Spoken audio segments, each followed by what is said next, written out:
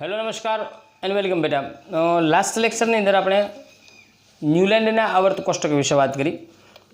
ત્યાંથી સાથે સાથે સમજાતા આપણે અગાઉ જોયું તો ડોબરેરનો ત્રિપુટી સિદ્ધાંત જોયો, પછી એના પછી ન્યુલેન્ડ છે એના આવર્ત કોષ્ટક વિશે વાત કરી, એમની બંનેની મર્યાદાઓને જોઈ. આ બધા જે આવર્ત કોષ્ટક અથવા તો તત્વોને વર્ગીકરણના જે પ્રયત્નો થયા એ પ્રયત્નો ધીમે ધીમે આગળ વધ્યા અને એ પ્રયત્નો આગળ વધતા વધતા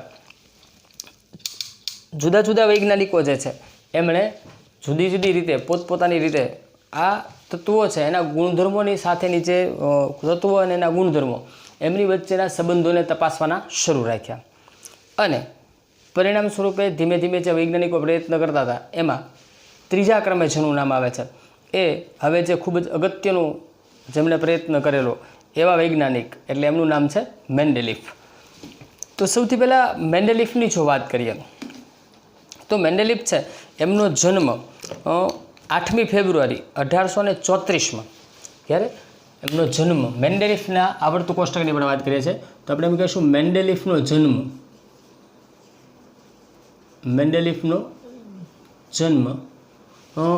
ક્યારે થયેલો? તો મેન્ડેલીફનો જન્મ છે 8 ફેબ્રુઆરી 1834ના રોજ. 8 ફેબ્રુઆરી અહીં આપણે લખતા જઈએ સાથે. 8 ફેબ્રુઆરી 1834માં જે પશ્ચિમ રશિયાનો જે પશ્ચિમ ભાગ છે, બરાબર ને, પશ્ચિમ રશિયા જે છે એના સાઇબિરિયાના એક નાનકડું સ્થળ છે સાઇબિરિયાનું, ટોબોલ્સ્ક નામ છે, ટોબોલ્સ્ક, બરાબર. તો પશ્ચિમ રશિયાના સાઇબિરિયાના પશ્ચિમ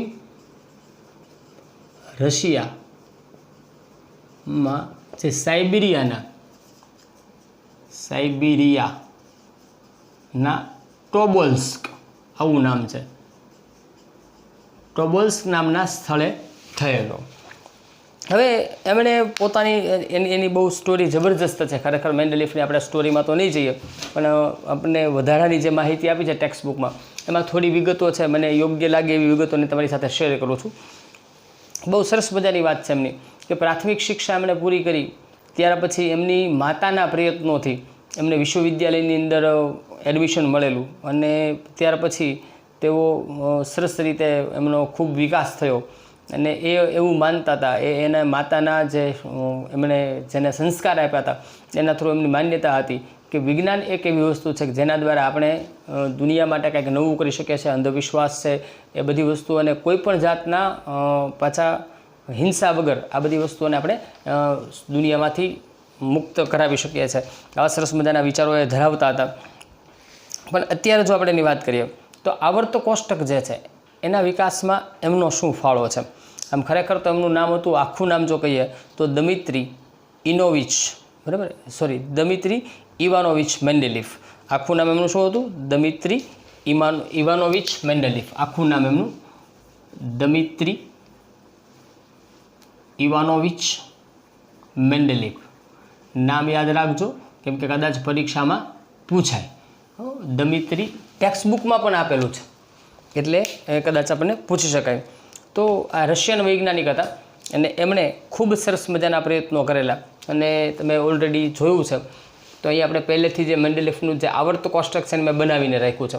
એટલે કમ્પ્લીટ તો નથી, એમાં બધા જુદા જુદી રીતે તમને એની અંદર બધાના પરમાણુય દળ પણ આપેલા છે દરેક તત્વોના, પણ મેં કેટલીક બાબતો જે જરૂરી રીતે અહીંયા બનાવી છે, બરાબર. તો આપણી સામે હોય એ તો આપણને થોડી ભણવાની મજા આવે, બરાબર. ચલો તો વાત કરીએ. એમણે જ્યારે શરૂઆત કરી આવર્ત કોષ્ટક માટે એટલે કે મેન્ડેલીફે પોતાના કાર્યોની તત્વોને એના પરમાણુય દળ એના ગુણધર્મો એને અનુસાર ગોઠવવાનો જ્યારે એને પ્રયત્ન ચાલુ કર્યો ત્યારે એના સમયે ટોટલ 63 તત્વો જાણીતા હતા. કેટલા તત્વો જાણીતા હતા? 63. આ તત્વો છે એને એમણે એના પરમાણુય દળ, ભૌતિક અને રાસાયણિક ગુણધર્મો છે એના સંબંધો તપાસ્યા. જો યાદ રાખજો ખાસ કરીને એના સમયમાં જાણીતા તત્વો કેટલા હતા? ત્યારે એ સમયમાં જાણીતા તત્વોની સંખ્યા 63 હતી. એમણે જે વર્ગીકરણ કર્યું એની અંદર એને શું ધ્યાન રાખ્યું હતું? તો એક તો પરમાણુય દળ, ભૌતિક ગુણધર્મો અને રાસાયણિક ગુણધર્મો. ભૌતિક અને રાસાયણિક ગુણધર્મો આટલી બાબતોને ઉપર એમણે અભ્યાસ કર્યો.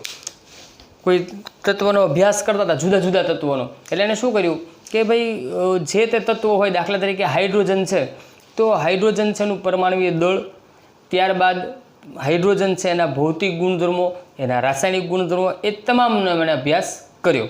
આવી રીતે એ સંબંધો તપાસ્યા અને રાસાયણિક ગુણધર્મો જે છે એની વચ્ચે ખાસ કરીને બે તત્વોને એણે પસંદ કર્યા, એક ઓક્સિજન અને એક હાઇડ્રોજન. એમણે જેટલા તત્વો હતા એ બધા તત્વો છે એના ઓક્સિજન અને હાઇડ્રોજન સાથેના જે સંયોજનો બને છે એને ખાસ મહત્ત્વ આપ્યું. જો ખાસ કરીને કોને મહત્ત્વ આપ્યું? ઓક્સિજન અને હાઇડ્રોજન સાથેના સંયોજનોને. એટલે કે કોઈ તત્વ છે ઓક્સિજન સાથે કેવા સંયોજનો બનાવે છે અથવા તો હાઇડ્રોજન સાથે કેવા સંબંધો બનાવે છે. કારણ કે આ બંને તત્વો એવા છે, એ ઓક્સિજન અને હાઇડ્રોજનને જ એટલા માટે પસંદ કર્યા કેમ કે એ વધુ સક્રિય છે અને અન્ય તત્વો સાથે સરળતાથી એ રાસાયણિક પ્રક્રિયા આપતા હોય છે. તો એક વસ્તુ આ ખાસ નોંધવા જેવી કે એમણે શું કામ કર્યું હતું? તત્વોના ઓક્સિજન અને હાઇડ્રોજન સાથેના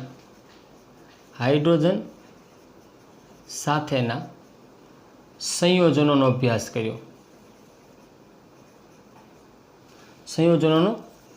કર્યો. શા માટે એણે ઉપયોગ કર્યો ઓક્સિજન અને હાઇડ્રોજનનો? શા માટે? તો કે હાઇડ્રોજન અને ઓક્સિજન છે એ અતિ સક્રિય છે અને જુદા જુદા તત્વો જે છે એની સાથે એ સરસ રીતે પ્રક્રિયા કરી અને જુદા જુદા સંયોજનો બનાવે છે. અને એટલા માટે જ એમણે આ બંને તત્વો છે એના દ્વારા બનતા જે સંયોજનો છે એના સૂત્રોને પોતાના આવર્ત કોષ્ટકમાં સ્થાન આપ્યું. ખાસ યાદ રાખવા જેવી વસ્તુ છે કે હાઇડ્રોજન જ્યારે તત્વો સાથે સંયોજન કરે છે કે ઓક્સિજન તત્વો સાથે સંયોજન કરે છે તો ઓક્સિજન કોઈ પણ તત્વ સાથે સંયોજાય અને ઓક્સાઇડ બનાવે છે. હાઇડ્રોજન કોઈ તત્વ સાથે સંયોજાય તો હાઇડ્રાઇડ સંયોજનો બને છે. એના અણુસૂત્રો છે એને પોતાના આવર્ત કોષ્ટકમાં સ્થાન આપ્યું. તો આપણે અહીંયા આપણે પહેલાં મુદ્દો લખીએ અને પછી એને સમજીએ. તો આપણે યાદ રાખવા જેવું છે કે તેમણે ઓક્સાઇડ, અહીંયા આપણે તત્વોના, તેમણે તત્વોના ઓક્સાઇડ અને હાઇડ્રાઇડ સંયોજનોના સૂત્રોને પોતાના આવર્ત કોષ્ટકમાં સ્થાન આપ્યું. આ બહુ અગત્યની વસ્તુ છે. જો આવર્ત કોષ્ટકમાં સ્થાન આપ્યું, ખૂબ જ અગત્યની વાત. સમજીએ શું કર્યું છે એમણે. તો ચલો અહીંયા જોઈએ. તો અહીંયા આજે આપણું આવર્ત કોષ્ટક તમારી સામે છે, જેને તમે જોઈ શકો છો કે જેની અંદર તમે જુઓ 1 2 3 4 5 6 7 અને 8 આ 8 સ્તંભ જોવા મળે છે. બરાબર, જેને આપણે સ્તંભ કહીએ છીએ. બરાબર, અને આ જે આડા ખાના જે છે, આડા ખાના, આ 1 આ 2 આ 3 આ 4 આ 5 આ 6 જે આડી લાઈન છે, બે પ્રકારની લાઈન જોવા મળે ને, એક ઊભા ખાનાઓ છે અને એક આડા ખાનાઓ છે. તો આ જે ઊભા સ્તંભ છે એને આપણે સમૂહ કહીએ છીએ. એટલે કે મેન્ડેલિફના આવર્ત કોષ્ટકમાં ટોટલ સમૂહ કેટલા? તો કે 1 2 3 4 5 6 7 અને 8 સમૂહો ટોટલ છે. આવર્ત કેટલા? તો આવર્ત આમ ગણવાના છું, આ 1 આ 2 આ 3 આ 4 5 અને 6 કેટલા સમૂહો છે? ટોટલ 6 સમૂહો છે. યાદ રાખજો, કદાચ તમને પરીક્ષામાં પૂછી નાખે. બરાબર, એટલા માટે જો આપણે યાદ રાખવાનું.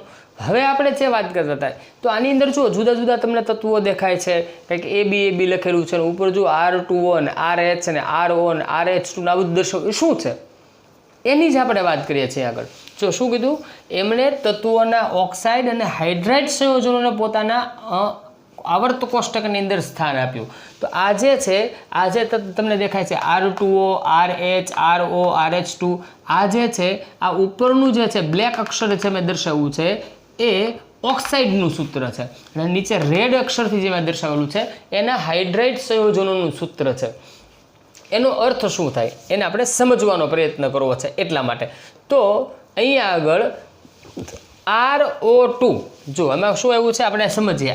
RO2 અહીંયા રફકામમાં RO2 જો આપણે ચોથા સ્તંભની વાત કરીએ છીએ આ સ્તંભમાં આપણે જોઈએ છીએ બરાબર. RO2 બીજું કોણ છે તો કે RH4. તો RO2 જે છે એ બેટા ઓક્સાઇડનું સૂત્ર છે. શેનું સૂત્ર છે? ઓક્સાઇડનું. જ્યારે RH4 જે છે એ હાઇડ્રાઇડ સંયોજનોનું સૂત્ર છે. શેનું છે? હાઇડ્રાઇડ સંયોજનોનું સૂત્ર છે. આ શું દર્શાવે છે તો આમાં જે R જે છે એ Rના સ્થાને કોઈ પણ તત્વ મૂકો તો તમને એ તત્વનું ઓક્સાઇડનું સૂત્ર મળે. એટલે કે કયું તત્વ? તો આ આપણો જે આ સમૂહ છે આ સમૂહમાં રહેલા કોઈ પણ તત્વને ત્યાં મૂકવાનું. ચોથા સમૂહનું સૂત્ર હોય તો ચોથા સમૂહના તત્વો મૂકવાના. ત્રીજા સમૂહનું હોય તો ત્રીજા સમૂહના તત્વોને ગોઠવવાના. પહેલા સમૂહનું હોય તો પહેલા સમૂહના તત્વોને ગોઠવવાના. જોઈશું આપણે એટલે તમને આઈડિયા ઓટોમેટિક આવી જશે. ચલો તો અહીંયા આગળ જુઓ RO2 છે તો અહીંયા પહેલું તત્વ તમે જુઓ કોણ આવે છે? કાર્બન. બરાબર. તો આરની જગ્યાએ હું આ R છે એની જગ્યાએ કાર્બન ગોઠવી દો તો શું થઈ જાય? R નીકળી જાય, કાર્બન આવે, O2 જો CO2 બન્યું. હવે શું છે? કાર્બનનું ઓક્સાઇડ, એનું સૂત્ર આ થશે. એવી રીતે RH4 તો એ હાઇડ્રેટનું સૂત્ર. આરની જગ્યાએ શું આવી જાય? કાર્બન. તો કે CH4 આ કાર્બનના હાઇડ્રેટનું સૂત્ર છે એટલે કે આ મિથેનનું સૂત્ર બન્યું. આ કાર્બન ડાયોક્સાઇડનું સૂત્ર બન્યું. આઈડિયા આવે છે? તો આવા દરેક સૂત્રો એમણે આપ્યા એટલે એનો અર્થ એવો થયો કે એમણે જે તત્વોને ગોઠવ્યા છે એ ખૂબ જ અભ્યાસ પછી એમણે આ તત્વોને ગોઠવ્યા છે અને ઘણી બધી બાબતોનું એણે ધ્યાન રાખ્યું છે. તો એનો અર્થ એવો થાય કે આ જે આપણો સમૂહ છે સમૂહ નંબર 4 એના બધા જ તત્વોના તમે એ રીતે પોતાના ઓક્સાઇડના સૂત્રો મેળવી શકો. દાખલા તરીકે કાર્બનનું મેળવ્યું બરાબર. એવી રીતે તમે આ દરેક તત્વોના ઓક્સાઇડના સૂત્રો મેળવી શકો. હાઇડ્રેટનું મેળવ્યું તો એવી રીતે દરેક તત્વોના તમે હાઇડ્રેટના સૂત્રો મેળવી શકો. આવા જુદા જુદા તત્વોના તમે આવા સૂત્રો મેળવી શકો. બરાબર છે? આઈડિયા આવે છે? દાખલા તરીકે એક ઉદાહરણ તમને આપું કે અહીંયા આગળ સોડિયમ છે બરાબર. આ સોડિયમ છે. હવે આપણે સોડિયમના ઓક્સાઇડનું સૂત્ર જોઈએ છે તો શું કરવાનું? અહીંયા ચેક કરો શું છે? R2O બરાબર. તો આરની જગ્યાએ Na લખી નાખો તો શું થઈ જાય? Na2O sodium oxide. આઈડિયા આવે છે? તો એ રીતે કોઈ પણના સૂત્રો મેળવી શકાય છે. તો એમણે ખૂબ જ ચીવટતાપૂર્વક આ કામ કરેલું છે. એ તત્વોને એવી રીતે એમણે ગોઠવ્યા છે જેથી કરીને એના ગુણધર્મો છે એમાં વધુમાં વધુ સમાનતા હોય. આ એમના આવર્ત કોષ્ટકની સૌથી મહત્ત્વની વાત છે. એમની ઉપલબ્ધિઓ જે છે આ જે આવર્ત કોષ્ટકની મહત્ત્વની બાબતો ઉપલબ્ધિઓ છે અને હવે પછીના લેક્ચરમાં આપણે શીખવાના છે ત્યારે આપણે એની ચર્ચા કરશું. અત્યારે તો માત્ર જે આની અંદર મુદ્દાઓ છે આવર્ત કોષ્ટક કઈ રીતે બન્યું છે એને આપણે સમજવાનો પ્રયત્ન કરી રહ્યા છે. ચલો તો ફરી પાછા આગળ વધીએ. તો આ એક આઈડિયા આવી ગયો છે કે એમણે જે આ ઓક્સાઇડ અને હાઇડ્રેટના સૂત્રોને એમાં સ્થાન આપ્યું એનો અર્થ શું છે. ઓકે તો આ જે ઓક્સાઇડ અને હાઇડ્રેટના સૂત્રો આપ્યા છે એનો અર્થ શું થયો કે ઓક્સાઇડ અને હાઇડ્રેટના જે સૂત્રો આપ્યા છે એનો અર્થ એમ થાય છે કે તત્વના વર્ગીકરણ માટેના સૂત્રો છે આ વર્ગીકરણ માટેના જે નિયમો છે એમાં આધારભૂત એક નિયમ તરીકે એને ગણવામાં આવ્યો છે. આ જે ગુણધર્મો છે એ ગુણધર્મો પૈકીનો એક ગુણધર્મ એને ગણવામાં આવ્યો છે. ઓકે પછી એમણે કર્યું શું? આ આખું કોષ્ટક બન્યું તો કેવી રીતે બનાવ્યું? તો એમણે શું કર્યું હતું એક સમજાવું છું હવે તમને સમજો. તો એમણે હાઇડ્રોજન વિશે સંશોધનો શરૂ કર્યા બરાબર. એટલે હાઇડ્રોજનના તમામ કાર્યો કર્યા. દાખલા તરીકે એક કાર્ડ લીધું આવું કાર્ડ સમજો બરાબર. આ કાર્ડ કેનું કાર્ડ છે? હાઇડ્રોજનનું. એક ઉદાહરણ તરીકે તમને કહું છું. પછી દાખલા તરીકે એક બીજું કાર્ડ લીધું આવું બરાબર. એક ત્રીજું કાર્ડ લીધું આવું. આપણે 3 કાર્ડનું ઉપર સમજવાનો પ્રયત્ન કરીએ. ચલો એક કાર્ડ ઉપર એમણે હાઇડ્રોજન લખ્યું બરાબર. બીજા કાર્ડ ઉપર એમણે માની લો કે કાર્બન લખ્યું. સમજો આપણે સમજવા માટે છે. અને ચોથું કાર્ડ હતું એના ઉપર માની લો એમણે સોડિયમ લઈ લીધું. આ તમારા જાણીતા તત્વો જે છે એની હું તમને વાત કરું છું બરાબર. પછી શું કર્યું? તો હાઇડ્રોજનના જે બધા ગુણધર્મો હતા એટલે કે એનું પરમાણુય દળ, પછી એનો પરમાણુય દળ, પછી એના ઓક્સિજન સાથેની પ્રક્રિયા, હાઇડ્રોજન સાથેની પ્રક્રિયા, અન્ય ગુણધર્મો એટલે કે ભૌતિક ગુણધર્મો બરાબર.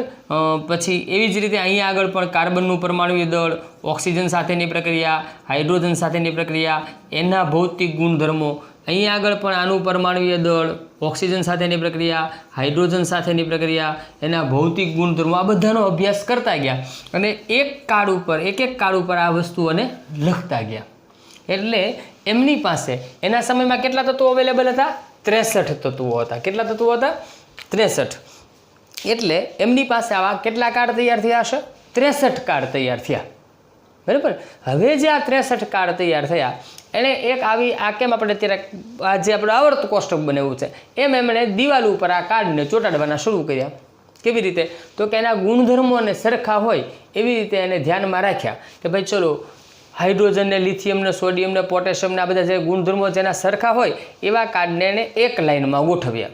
એવી રીતે ગોઠવતા ગયા ધીમે અને બધા જ તત્વો ગોઠવાઈ ગયા.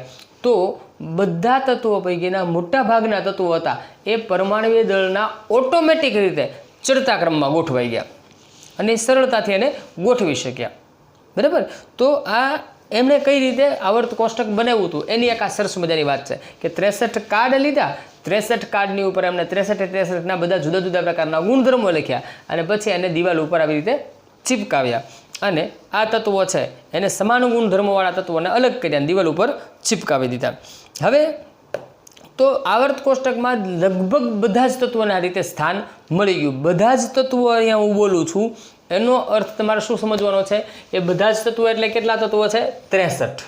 કેમ કે એમના સમયમાં 63 તત્વો જાણીતા હતા. હવે અને પછી એણે અવલોકન કર્યું તો જોયું એમણે કે ભાઈ આ તત્વો ગોઠવ્યા છે. તો એમણે ચેક કર્યું તો ભાઈ અહીંયાથી લિથિયમથી ચાલુ કરો. આ લાઇનમાં તો હાઇડ્રોજન એક જ હતું. પછી તત્વોને ગોઠવ્યા એમણે કીધું અહીંયા લિથિયમથી ચાલુ કર્યું, છેલ્લે ફ્લોરિન અને પછી લિથિયમ નીચે કોણ આવ્યું? તો કે સોડિયમ આવ્યું. તો એણે આશ્ચર્યચકિત થયા. એણે જોયું કે જે તત્વોના ગુણધર્મો છે એ ચોક્કસ વિરામ પછી પુનરાવર્તિત થાય છે. એટલે કે લિથિયમની જેવા જ ગુણધર્મો સોડિયમમાં જોવા મળે છે. સોડિયમ પછી એમ પરમાણુય ક્રમમાં પરમાણુય દળના ચડતા ક્રમમાં ચાલો એટલે ક્લોરિન સુધી ચાલે. પાછું પોટેશિયમ આવે તો એના ગુણધર્મો પાછા લિથિયમ, સોડિયમ, હાઇડ્રોજનને મળતા આવે છે.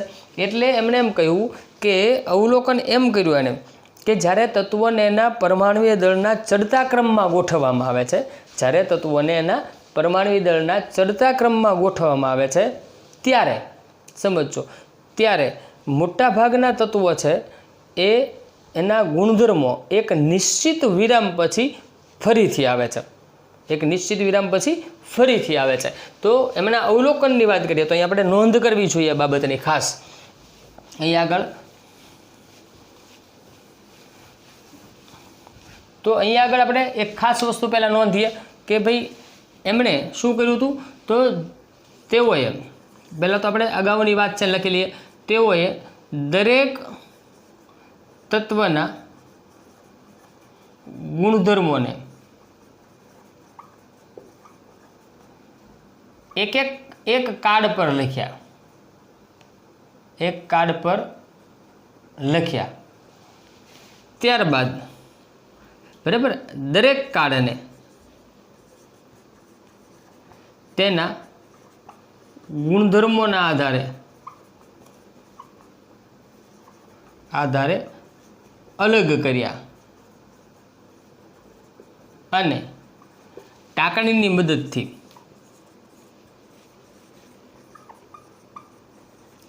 દિવાલ પર લગાડ્યા. જેથી એક સરસ મજાનું આવર્ત કોષ્ટક તૈયાર થયું. તેમણે અવલોકન કર્યું કે એક સરસ મજાની વાત છે. બરાબર ને? તો એને આપણે નોંધ કરીએ. તો અહીં આપણે એમ કહીશું તેમણે અવલોકન કર્યું. એમણે અવલોકન કર્યું કે તત્વોને તેના પરમાણુય દળના ચડતા ક્રમમાં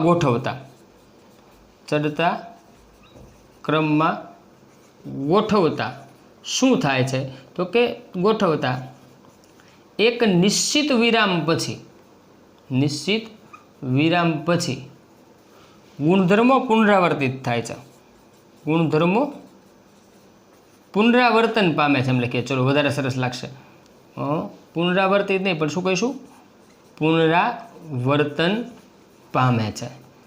આ મેન્ડેલિફનું અવલોકન હતું અને એના આધારે એના આધારે એમણે એક આવર્તન નિયમ આપ્યો અને એને મેન્ડેલિફના આવર્તન નિયમ તરીકે ઓળખવામાં આવે છે. તો આ મેન્ડેલિફનો આવર્તન નિયમ શું હતો?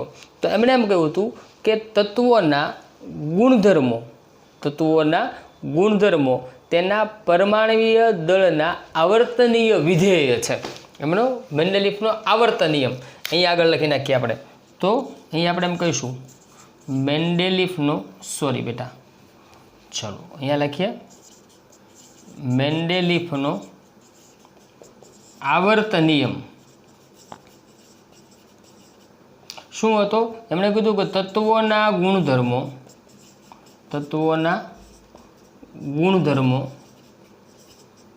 તેના પરમાણવીય દળના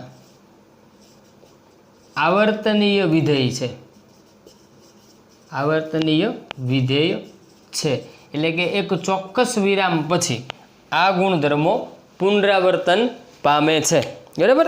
તો આ જે વસ્તુ છે એ ટૂંકમાં અત્યારે આપણે શું શીખ્યા કે મેન્ડેલિફે જે આવર્ત કોષ્ટક તૈયાર કર્યું એ કઈ રીતે તૈયાર થયું. ખાસ યાદ રાખવાનું બીજી વાત કે આની અંદર જે આડી હરોળ છે, ઊભા સ્તંભ છે, એને સમૂહ કહેવાય છે. બરાબર ને? મેન્ડેલિફના આવર્ત કોષ્ટકમાં ઊભા સ્તંભ, આ યાદ રાખજો, ઊભા સ્તંભ એને આપણે સમૂહ કહીએ છીએ. અને આડી હરોળ અગાઉ મેં તમને વાત કરી હતી એને આપણે આવર્ત કહીએ છીએ. બરાબર? એટલે ઊભા સ્તંભ જો આ ઊભો સ્તંભ 2, 3, 4 બરાબર ને? આ જે ઊભા સ્તંભ છે એને આપણે શું કહીએ? ઊભા સ્તંભને સમૂહ. અને જે આડી હરોળ છે એને આવર્ત કહેવામાં આવે છે. તો આ થયું મેન્ડેલિફનું આવર્ત કોષ્ટક જે એમણે બનાવેલું. તો એમણે શું કર્યું હતું? બધા જ તત્વોને જ્યારે ગોઠવ્યા તો અહીંયા આગળ આપણે જોઈ શકીએ છીએ કે જો 1.008 મેં અહીંયા આંકડો લખ્યો છે. બરાબર? વચ્ચે ક્યાંક આંકડાઓ લખ્યા છે, એની પછીના લેક્ચરમાં જરૂર છે. બરાબર? અત્યારનો લેક્ચર છે, મેં આજ તો એક સાથે વધારે લેક્ચર હું રેકોર્ડ કરવાનો છું એટલા માટે વધારાની વિગતો આમાં ઘણી લખેલી છે. કેમ કે મારે તમને અત્યારે મેન્ડેલિફના આવર્ત કોષ્ટકની જ વાત કરવાની છે. વધારાની બીજી કાંઈ વાતો આ લેક્ચરમાં નહીં કરું. એના જે ઉપલબ્ધિઓ અને મર્યાદા છે એના માટે તમારા માટે બીજો લેક્ચર છે, પણ હું તો આ જ બોર્ડમાં કરી નાખીશ કેમ કે પછી મારે ફરી વખત આ બધું કામ ન કરવું પડે.